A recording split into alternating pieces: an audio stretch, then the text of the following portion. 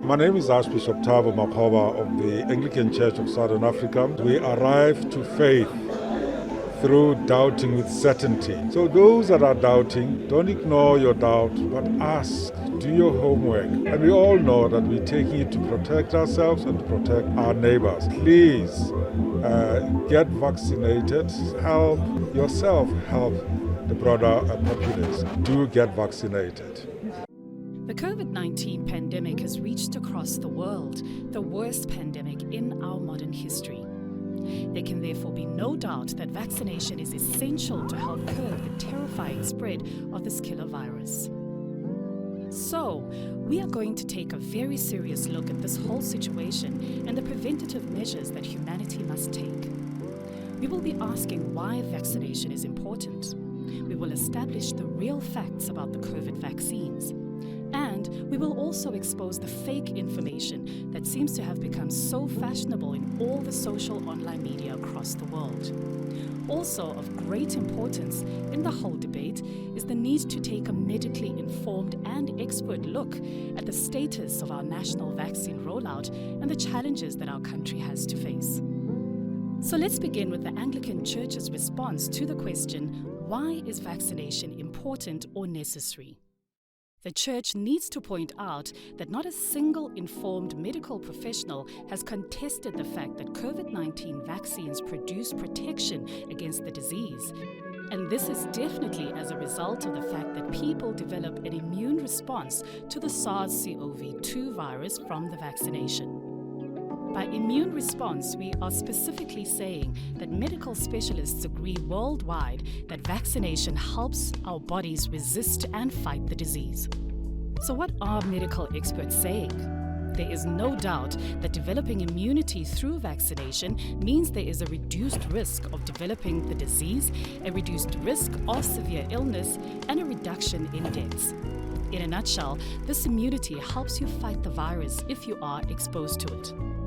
But it goes even further than that. Getting vaccinated also protects people around you because you are less likely to infect someone else, especially people who are at an increased risk of severe illness from COVID-19, such as older or elderly adults and people with other medical conditions.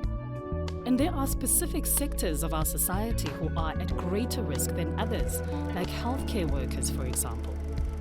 To get right down to the facts about vaccination, let's start with this. What is in a vaccine?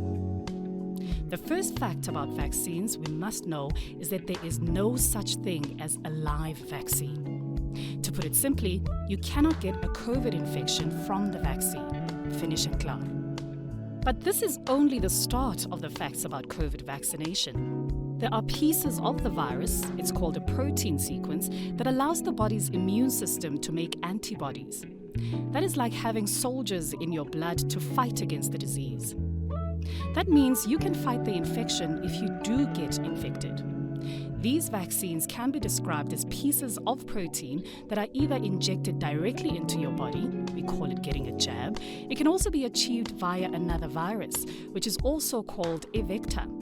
In these times, it is important that we get used to the medical terms that describe the world we are now living in. You see the names all over the place in the press and on the TV, names like J&J, AZ, and Sputnik. Some vaccines have the so-called recipe to stimulate your body to make the protein and then form the antibody you need.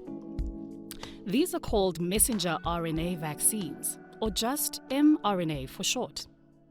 The fact is that the COVID-19 pandemic has placed tremendous pressures on drug developers. An effective and safe vaccine can take more than 10 years to create and to test. But the global impact and spread of COVID-19 accelerated the production of the first vaccines, which were rolled out less than a year after the initial outbreak of the disease. So, what we are really saying is that ultimately, a new class of vaccines that are based on messenger RNA technology, or mRNA for short, was the first to be approved across much of the Western world. It is said that RNA-type vaccines represent a promising alternative to manufacturing conventional vaccines because of their flexibility and rapid production speed. There are also other vaccines on the market, all fighting to save our lives. like Pfizer, Sinovac, and so on. Some people may be worried that COVID has forced scientific research to take dangerous shortcuts. Is that true? To be very direct, the answer is absolutely not. The coronavirus family was a known virus, so what is called its genetic code was already known. Not only that, but scientists across the world are sharing information so that knowledge can become available faster. Another fact: funding was available to fast-track testing trials and to run them in parallel rather than in sequence. In other words, at the same time rather than one after the other. For example, 2 phases of a test trial could happen in different parts of the world at the same time. So what we are saying is that all the phases that were needed to assess and test safety, effectiveness, and side effects were done. Also important is to note that medical regulatory bodies did not relax their conditions for vaccine registration. In fact, it is known that the South African Regulatory Authority is particularly strict about vaccines. We are now reaching the stage in this discussion where we can get a good idea of what COVID vaccination is all about. But people still have many questions. Let's look at some of those and provide the answers in this AXA discussion. For example, can the vaccine give you COVID? The answer is no. It cannot give you COVID, and there is no live virus in any of the vaccines. Actually, if you do test positive after vaccination, chances are you were infected within 2 to 3 days of getting the vaccine. Here's another important question. If I get COVID, do I still need the vaccine? Again, straight from the shoulder, yes, you do, because it will give you immunity against other variants. Also, mild or asymptomatic patients have a weaker natural immune response, and they are therefore not well protected. You must get the vaccine after 30 days and up to 3 months after being infected. Then if someone dies after vaccinating, is it because of the vaccine? And again, the answer is a definite no. And now it is time for some general information about COVID. Things that people have been asking or even worrying about. Let me start like this. Every death within a month is investigated. Over 100 million vaccines have now been administered worldwide, and there is no emergence of any vaccine as the cause of death. However, to date, South Africa is concerned about 28 reported cases that are being investigated. The early findings are pointing to things like old age, diabetes, obesity, and people who were already ill at the time of vaccination.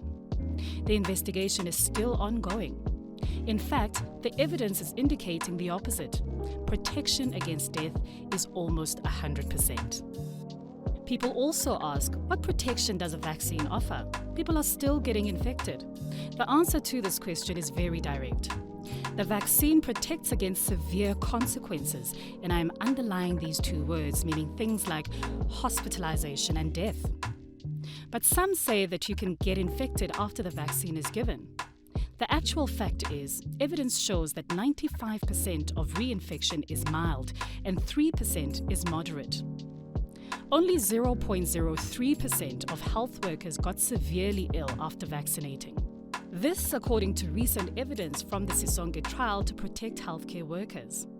And, by the way, just in passing, Sisonke is not the same as a clinical trial.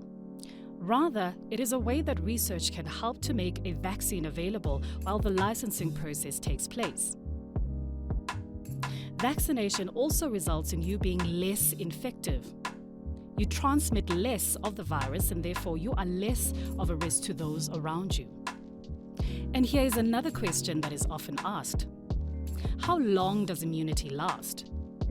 Actually, this is an ongoing scientific question.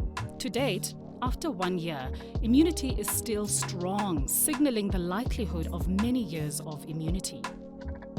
So, as you will have concluded by now, there are many questions in the public's mind about COVID and vaccination. Like, will only high-risk groups perhaps be eligible for boosters? The answer is that we are still waiting for further studies to be done. And then, which vaccine is better? Are the Russian and Chinese ones as good as the Oxford one? The answer to this is straightforward. All vaccines in South Africa protect us against severe consequences. This is so because SA's regulators have been very strict, not only on the science that is involved, but also about the quality of the manufacturing process. And what does one say to people who think they should wait and see what happens? Well, the truth is the risk of the COVID infection is much higher than the risk of having an adverse side effect. Yes, we ride taxis knowing there's a risk of a fatal crash, but we do it because the risk is small. It is really the same with vaccines. AXA's response to this discussion is to the point. They say, we need to respond similar to HIV. If we don't get everyone vaccinated, we will have wave after wave and variant after variant. Dioceses should appoint vaccine coordinators. Archdeaconries should appoint vaccine champions. Parishes need vaccine organizers. Reach, teach, organize, and take for vaccination. Our parishioners, especially the poor and marginalized, the economically disadvantaged, are bearing the brunt of this pandemic. We must act. Let's end our AXA discussion with a few general questions. 1. Are vitamin boosters necessary? The answer is that vitamins do not boost the immune system significantly. It is not worth the cost. But if you feel good, do it. And that is true also of home remedies. And what about ivermectin? We hear a lot about that. Yes, some of the science is saying that it is not effective, and what some doctors are claiming cannot be proven by science. There are also those who say ivermectin is a drug for parasites, not for viruses. All this just goes to show there will always be those who agree and those who disagree. Our Minister of Health, Dr. Joe Phaahla, says he wants to have at least 70% of all our people inoculated by December this year. AXA Discussion asks you to queue up and help them achieve that objective. Be clever, be safe, be inoculated. Well, when the vaccine becomes available, I would like all South Africans to participate, to come forward and get the vaccine.